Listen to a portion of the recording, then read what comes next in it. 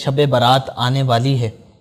تو اس میں سوال یہ ہے کہ آپ لوگ نئی نئی چیزیں ایجاد کر دیتے ہیں۔ شاید سائل کی مراد یہ ہے کہ حلوہ وغیرہ جو بنایا جاتا ہے یا اس طرح کی جو بات کی جاتی ہے کہ روحیں گھر پر آتی ہیں، تو کیا اس کی حقیقت ہے؟ دیکھیں، یہ تو بہرحال عجیب و غریب بات ہے کہ نئی نئی چیز ایجاد کر دیتے ہیں۔ نئی بات وہ کہ جو شریعت مطہرہ کے خلاف ہو اس کو ایجاد کرنا تو ظاہر ہے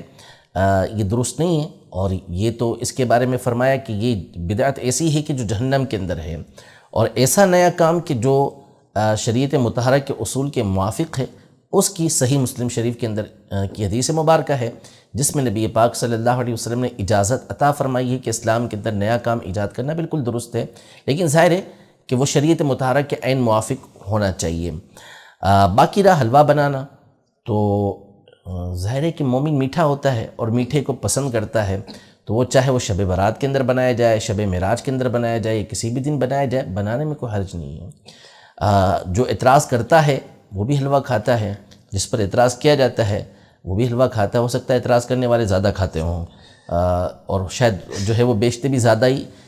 وہ لوگ ہوں کہ جو اعتراض کرتے ہیں۔ تو اعتراض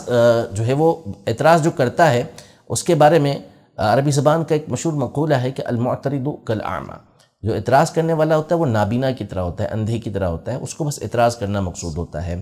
تو نبی پاک صلی اللہ تعالیٰ علیہ وسلم میٹھی چیز کو پسند کرتے تھے اور فرماتے تھے کہ مومن میٹھا ہوتا ہے اور میٹھے کو پسند کرتا ہے۔ تو میٹھا کبھی بھی بنایا جائے، کسی بھی دن آپ بنائیں، اچھی نیت کے ساتھ بنائیں گے،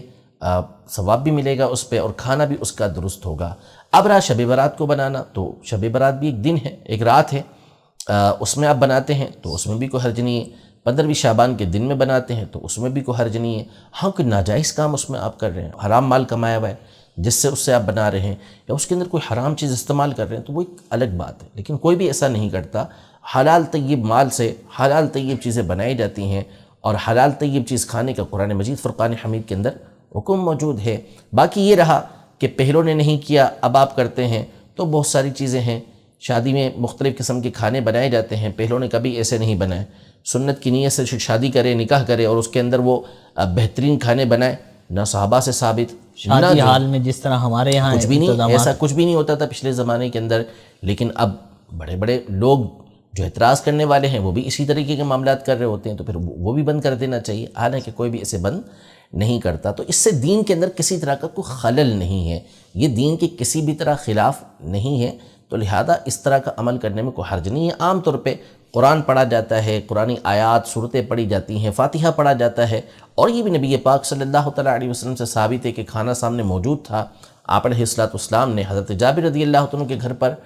باقاعدہ پڑھا،